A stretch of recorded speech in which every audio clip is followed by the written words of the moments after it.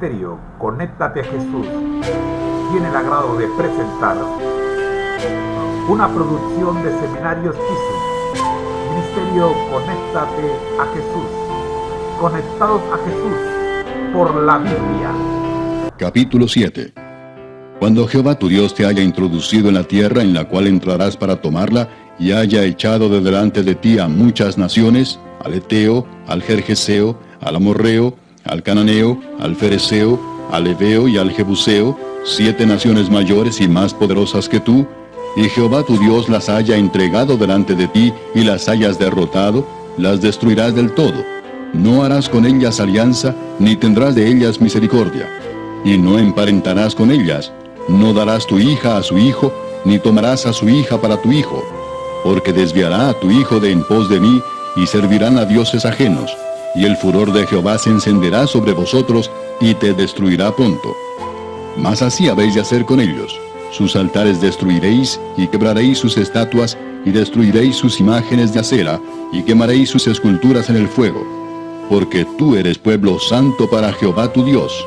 Jehová tu Dios te ha escogido para hacerle un pueblo especial más que todos los pueblos que están sobre la tierra. No por ser vosotros más que todos los pueblos, os ha querido Jehová y os ha escogido, pues vosotros erais el más insignificante de todos los pueblos, sino por cuanto Jehová os amó y quiso guardar el juramento que juró a vuestros padres, os ha sacado Jehová con mano poderosa y os ha rescatado de servidumbre de la mano de Faraón, rey de Egipto. Conoce pues que Jehová tu Dios es Dios, Dios fiel, que guarda el pacto y la misericordia a los que le aman y guardan sus mandamientos hasta 1000 generaciones, y que da el pago en persona al que le aborrece, destruyéndolo, y no se demora con el que le odia, en persona le dará el pago. Guarda, por tanto, los mandamientos, estatutos y decretos que yo te mando hoy que cumplas. Y por haber oído estos decretos y haberlos guardado y puesto por obra, Jehová tu Dios guardará contigo el pacto y la misericordia que juró a tus padres. Y te amará, te bendecirá y te multiplicará, y bendecirá el fruto de tu vientre y el fruto de tu tierra, tu grano, tu mosto, tu aceite, la cría de tus vacas y los rebaños de tus ovejas, en la tierra que juró a tus padres que te daría. Bendito serás más que todos los pueblos. No habrá en ti varón ni hembra estéril, ni en tus ganados. Y quitará Jehová de ti toda enfermedad, y todas las malas plagas de Egipto que tú conoces, no las pondrá sobre ti, antes las pondrá sobre todos los que te aborrecieren. Y consumirás a todos los pueblos que te da Jehová tu Dios. No los perdonará tu ojo, ni servirás a sus dioses, porque te será tropiezo. Si dijeres en tu corazón: estas naciones son mucho más numerosas que yo, ¿cómo las podré exterminar? No tengas temor de ellas. Acuérdate bien de lo que hizo Jehová tu Dios con Faraón y con todo Egipto, de las grandes pruebas que vieron tus ojos, y de las señales y milagros, y de la mano poderosa y el brazo extendido con que Jehová tu Dios te sacó. Así hará Jehová tu Dios con todos los pueblos de cuya presencia tú temieres. También enviará Jehová tu Dios avispas sobre ellos, hasta que perezcan los que quedaren, y los que se hubieran escondido de delante de ti. No desmayes delante de ellos, porque Jehová tu Dios está en medio de ti, Dios grande y temible. Y Jehová tu Dios echará a estas naciones de delante de ti poco a poco. No podrás acabar con ellas enseguida, para que las fieras del campo no se aumenten contra ti. Mas Jehová tu Dios las entregará delante de ti, y él las quebrantará con grande destrozo hasta que sean destruidas. Él entregará sus reyes en tu mano, y tú destruirás el nombre de ellos de debajo del cielo. Nadie te hará frente hasta que los destruyas. Las esculturas de sus dioses quemarás en el fuego. No codiciarás plata ni oro de ellas para tomarlo para ti, para que no tropieces en ello, pues es abominación a Jehová tu Dios. Y no traerás cosa abominable a tu casa, para que no seas anatema. Del todo la aborrecerás y la abominarás, porque es anatema.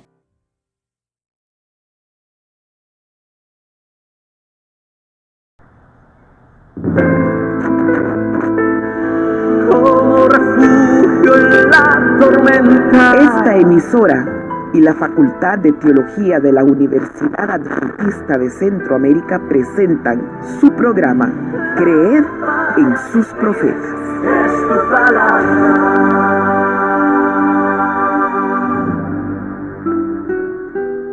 Deuteronomio capítulo número 7. Moisés enumera 7 naciones con las cuales Israel no debía unirse, porque estas naciones se volvieron idólatras e inmorales. Los heteos, quienes vivían en la región montañosa cerca de Hebrón en el sur de Canaán.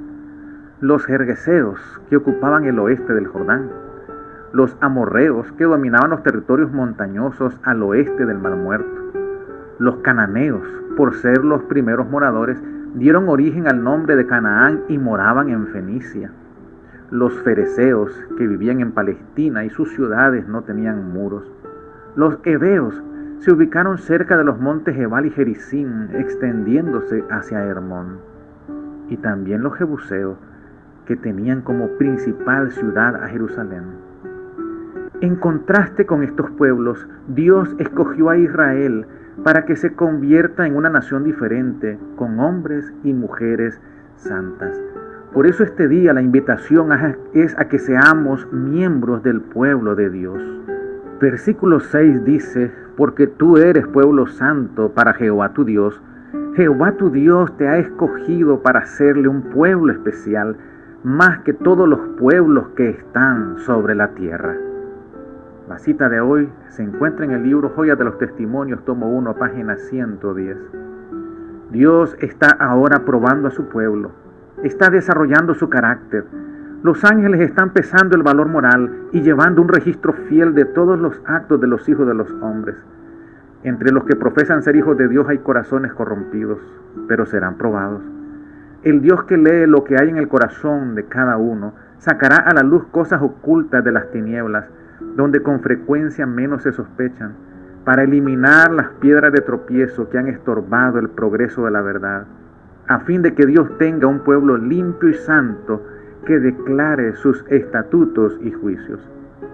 El capitán de nuestra salvación conduce a su pueblo hacia adelante paso a paso, purificándolo y haciéndolo idóneo para la traslación, y dejando en la retaguardia a aquellos que estén dispuestos a apartarse del cuerpo, que no quieran ser guiados y se contenten con su propia justicia.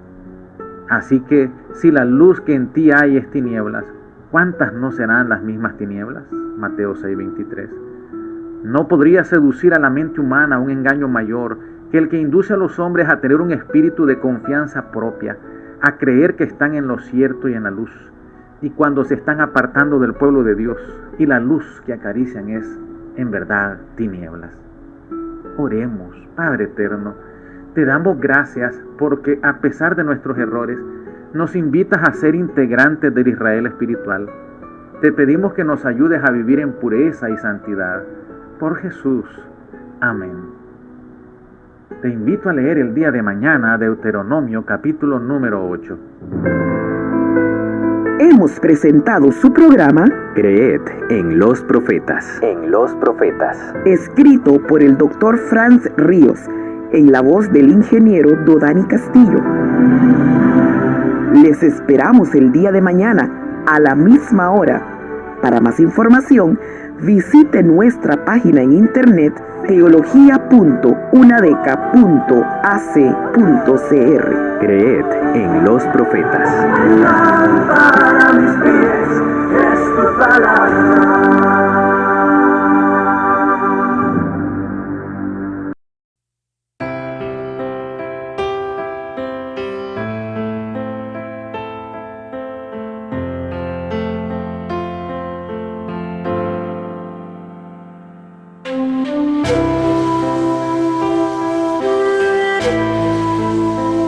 La historia de la redención.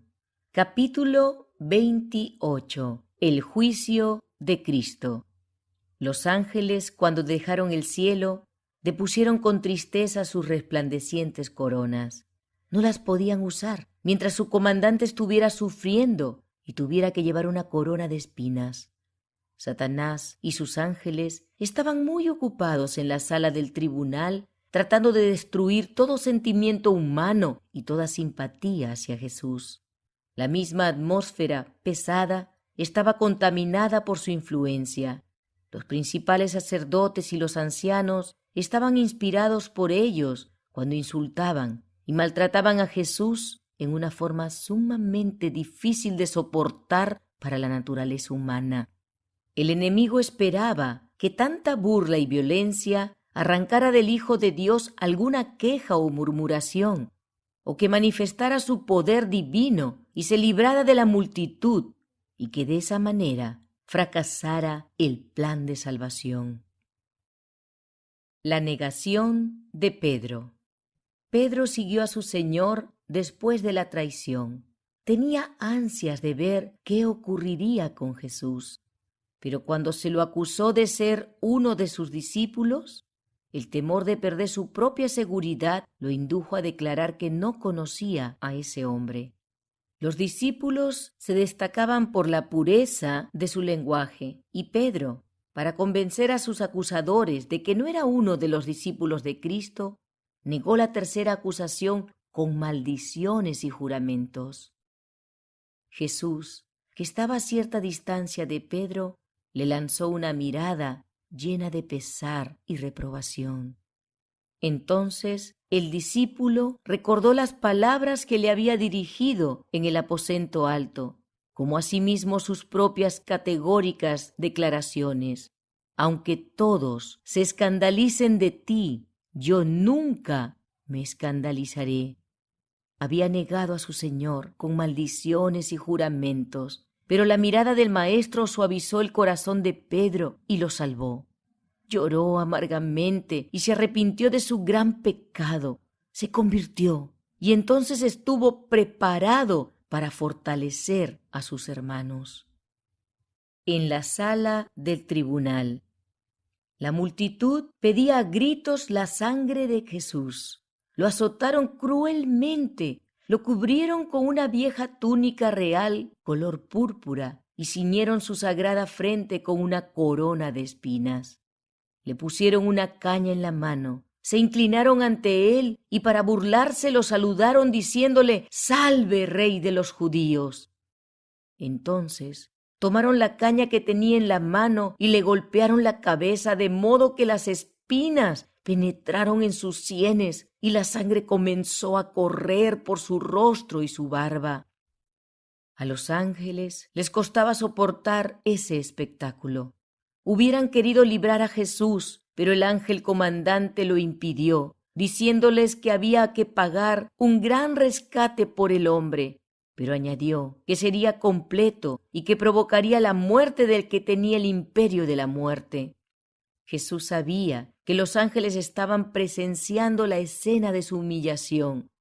El más débil de entre ellos podría haber conseguido que esa multitud burladora cayera inerte y podría haber librado al Señor. Sabía que si se lo solicitaba a su Padre, los ángeles lo librarían inmediatamente. Pero era necesario que soportara la violencia de los hombres para poder llevar a cabo el plan de salvación. El Maestro permaneció manso y humilde delante de la furiosa multitud, mientras cometían con él los abusos más viles.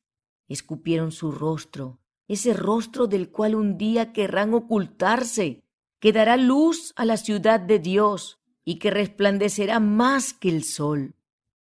Cristo no lanzó una mirada de enojo a sus ofensores. Cubrieron su cabeza con una vieja prenda de vestir para impedirle ver, y entonces le abofetearon el rostro mientras clamaban: «Profetiza, ¿quién es el que te golpeó?». Hubo conmoción entre los ángeles. Hubieran rescatado inmediatamente a Jesús, pero el ángel comandante no lo permitió. Algunos de sus discípulos habían recuperado la suficiente confianza como para entrar donde él se hallaba y presenciar el juicio. Esperaban que manifestara su poder divino y se librara de manos de sus enemigos y los castigara por su crueldad hacia él. Sus esperanzas ascendían y descendían según iban sucediéndose las distintas escenas. A veces dudaban y temían haber sido engañados, pero la voz que oyeron en el monte de la transfiguración y la gloria que contemplaron fortaleció su fe de que él era el Hijo de Dios.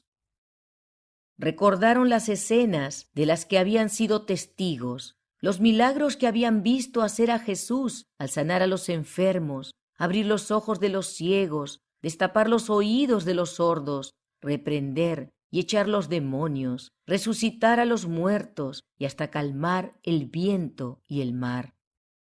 No podían creer que tuviera que morir. Esperaban que todavía se levantara con poder y que con su voz llena de autoridad dispersara a la multitud sedienta de sangre, como cuando entró en el templo y despidió a los que estaban haciendo un mercado de la casa de Dios, cuando huyeron de delante de su presencia como si los persiguiera un grupo de soldados armados. Los discípulos esperaban que Jesús manifestara su poder y convenciera a todos de que era el Rey de Israel. La confesión de Judas. Judas se llenó de amargo remordimiento y vergüenza por su infamia al traicionar a Cristo, y cuando observó el maltrato que tuvo que soportar el Salvador, se sintió abrumado. Había amado a Jesús, pero más aún al dinero. No creyó que el Señor permitiera que lo prendieran los hombres que él había conducido. Esperaba que realizara un milagro para librarse de ellos. Pero cuando vio la multitud enfurecida en la sala del tribunal, sedienta de sangre, sintió profundamente su culpa, y mientras muchos acusaban con vehemencia a Jesús, Judas avanzó impetuosamente en medio de la multitud para confesar que había pecado al traicionar sangre inocente. Ofreció a los sacerdotes el dinero que le habían pagado y les rogó que dejaran libre al Señor, declarando que éste no tenía culpa alguna. Por breves instantes, el disgusto y la confusión mantuvieron en silencio a los sacerdotes. No querían que la gente se diera cuenta de que habían contratado a uno de los profesos seguidores de Jesús para que lo traicionara y lo entregara en sus manos. Querían ocultar el hecho de que habían buscado al Señor como si fuera un ladrón y lo habían prendido en secreto. Pero la confesión de Judas y su aspecto macilento y culpable pusieron en evidencia a los sacerdotes delante de la multitud, revelando que había sido el odio la causa de que prendieran al Maestro. Mientras Judas afirmaba en alta voz que Jesús era inocente, los sacerdotes replicaron: ¿Qué nos importa a nosotros? Allá tú. Tenían a Cristo en sus manos y estaban decididos a no soltarlo. Judas, abrumado de pesar, arrojó el dinero que ahora despreciaba a los pies de los que lo habían contratado e, impulsado por la angustia y el horror, salió y se ahorcó. Jesús tenía muchos simpatizantes en el grupo que lo rodeaba, y el hecho de que no respondiera a las numerosas preguntas que se le hacían asombraba a la multitud. Frente al escarnio y la violencia de la turba, ni un gesto, ni una expresión de molestia se dibujaba en sus rasgos. Tenía una actitud digna y compuesta. Los espectadores lo contemplaban maravillados. Comparaban su perfecta forma y su comportamiento firme y digno con la apariencia de los que se habían sentado en juicio contra él, y se decían mutuamente que tenía mucho más la apariencia de un rey que cualquiera de los dirigentes. No tenía señales de ser criminal. Su mirada era bondadosa, luminosa y libre de temor, su frente amplia y elevada. Cada rasgo suyo estaba definidamente señalado por la benevolencia y la nobleza. Su paciencia y su tolerancia eran tan poco humanas que muchos temblaron. Aún Herodes y Pilato se sintieron sumamente perturbados frente a su porte noble y divino. Jesús ante Pilato. Desde el mismo principio, Pilato se convenció de que Jesús no era un hombre ordinario. Creía que era una persona excelente y totalmente inocente de lo que se lo acusaba. Los ángeles que contemplaban la escena notaron la convicción del gobernador romano, y para salvarlo de comprometerse en el terrible acto de entregar a Jesús para ser crucificado, un ángel fue enviado a la esposa de Pilato y le dio información por medio de un sueño de que el juicio en que su esposo estaba participando era el del Hijo de Dios y que era inocente. Inmediatamente ella le envió un mensaje para declarar que había sufrido mucho en sueños con respecto a Jesús y para advertirle que no tuviera nada que ver con ese santo. El mensajero, abriéndose paso apresuradamente entre la multitud, puso la carta en manos de Pilato. Al leerla, éste tembló y se puso pálido y decidió inmediatamente no tener nada que ver con enviar a Cristo a la muerte. Si los judíos querían la sangre de Jesús, él no prestaría su influencia para que lo lograran. Al contrario, trataría de librarlo. Enviado a Herodes. Cuando Pilato oyó que Herodes se encontraba en Jerusalén, sintió gran alivio, porque esperaba librarse de toda responsabilidad en el juicio y condenación de Jesús. Inmediatamente lo envió con sus acusadores a Herodes. Este gobernante se había endurecido en el pecado. El asesinato de Juan el Bautista había dejado en su conciencia una mancha de la que no se podía librar. Cuando oyó hablar de Cristo y de las poderosas obras que estaba realizando, temió y tembló, pues creía que se trataba de Juan el Bautista, que había resucitado de los muertos. Cuando el maestro fue puesto en sus manos por Pilato, Herodes consideró ese acto como un reconocimiento de su poder, su autoridad y su juicio. Esto tuvo el efecto de amistar a dos dirigentes que antes habían sido enemigos. Herodes se alegró de ver a Jesús, pues esperaba que realizara algún poderoso milagro para complacerlo. Pero no era la obra del Señor satisfacer la curiosidad y procurar su propia seguridad. Ejercería su poder divino y milagroso para salvar a los demás, pero no en su propio beneficio. Cristo nada respondió a las numerosas preguntas que le hizo Herodes. Tampoco replicó a sus enemigos que lo acusaban con vehemencia.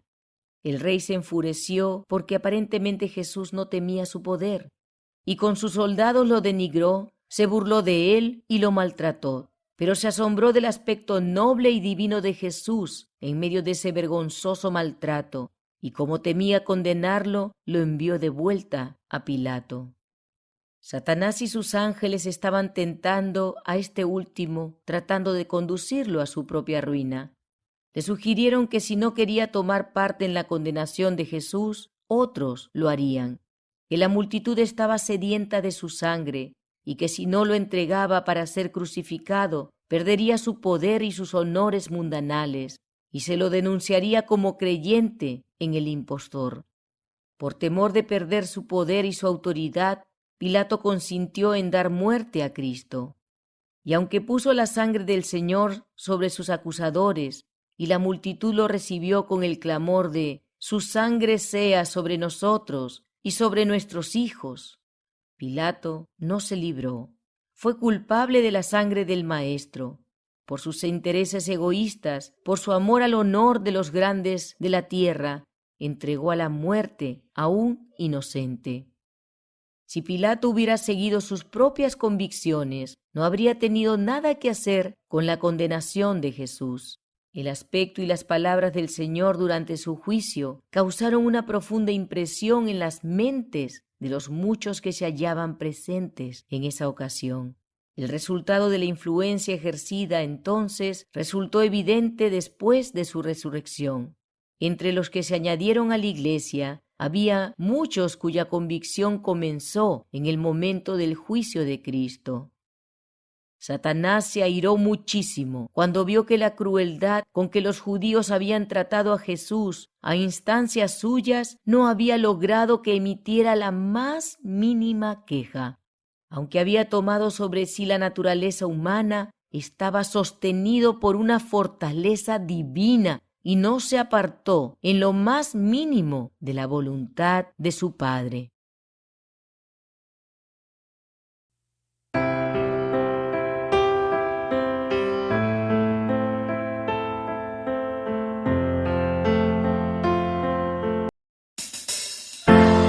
No es un manual, es un devocional y debe ser nuestra meta, ser semejantes a Jesús. Aquí comenzamos. Bienvenido.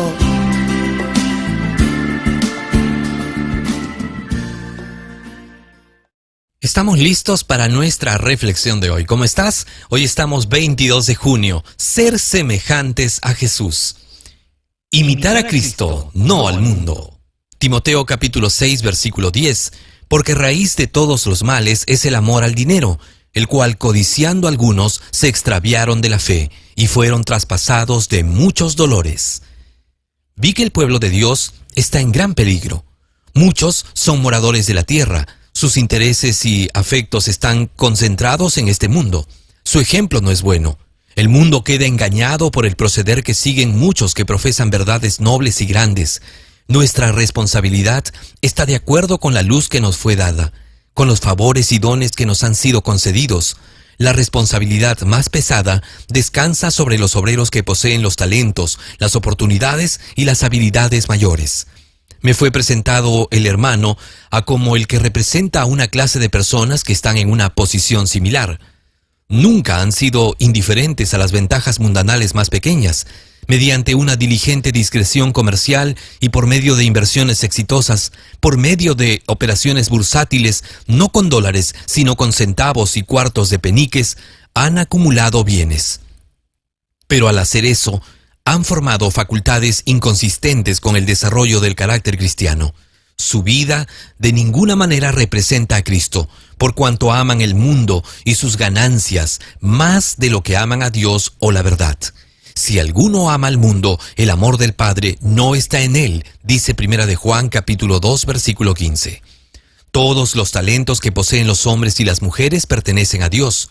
La conformidad y los afectos mundanales están prohibidos enfáticamente en su palabra. Cuando el poder de la gracia transformadora de Dios opera en el corazón, hará que una persona que hasta ahora había sido mundana camine en las sendas de la beneficencia. Los que han determinado en su corazón enriquecerse en el mundo caen en tentación y lazo, y en muchas codicias necias y dañosas que hunden a los hombres en destrucción y perdición.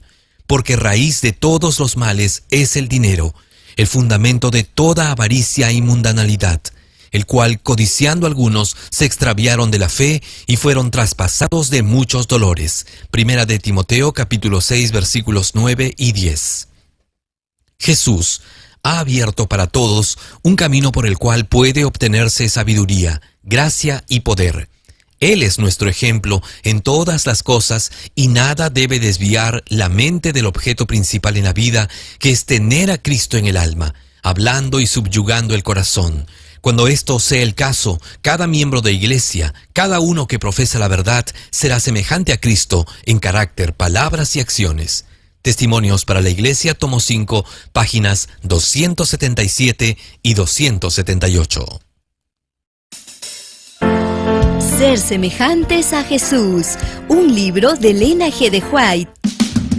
Un tesoro de los muchos que encuentras en www.devocionmatutina.com.